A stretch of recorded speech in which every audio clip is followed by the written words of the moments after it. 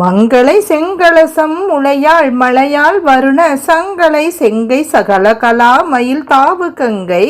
பொங்கு அலை தங்கும் புரிசடையோன் புடையாள் உடையாள் பிங்களை நீலி செய்யாள் வெளியாள் பசும் பொற்கொடியே. நித்திய மங்களையாகிய அபிராமி அன்னையே, சிவந்த கலசங்களை ஒத்த தனபாரங்களை உடைய மலைமகளே,